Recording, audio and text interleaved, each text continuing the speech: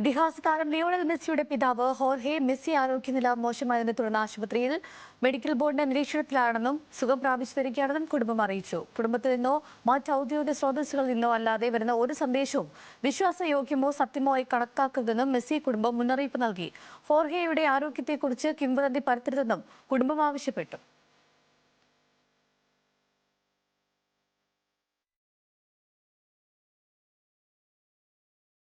Substitute ചെയ്യപ്പെട്ട ശേഷം dug ഔട്ടിൽ സീറ്റില്ലാത്തതിനാൽ മൈതാനത്തിരുന്ന ലിയോണൽ മെസ്സി അൾജീരിയയ്ക്കെതിരായ മത്സരത്തിനിടെ ഉള്ള ദൃശ്യങ്ങളാണ് പ്രചരിക്കുന്നത്.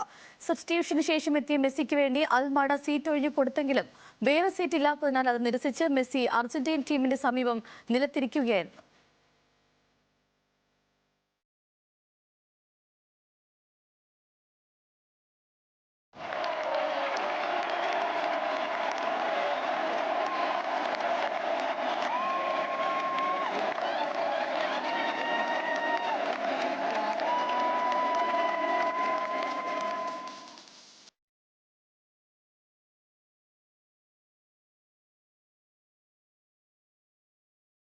ലിയോണൽ മെസ്സിയെ പ്രശംസിച്ച് ബ്രസീലിയൻ ഫുട്ബോൾ ഇതിഹാസം റൊണാൾഡോ നസാരിയോ ചരിത്രത്തിലെ ഏറ്റവും മികച്ച താരം മെസ്സിയാണ്.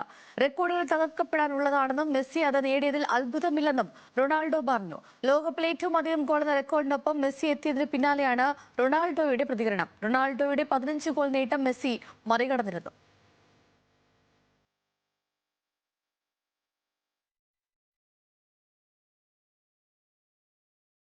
ലോകകപ്പിൽ ചെക്ക് റിപ്പബ്ലിക് ദക്ഷിണാഫ്രിക്ക മത്സരം നിയന്ത്രിച്ച് റെക്കോർഡിട്ട് ടോറി പെൻസോ. പുരുഷ ലോകകപ്പ് നിയന്ത്രിക്കുന്ന ആദ്യ അമേരിക്കൻ വനിതാ റഫറി എന്ന റെക്കോർഡാണ് ടോറി സ്വന്തം പേരിലാക്കിയത്. പുരുഷ ലോകകപ്പ് നിയന്ത്രിക്കുന്ന രണ്ടാമത്തെ റഫറി കൂടിയാണ് ടോറി.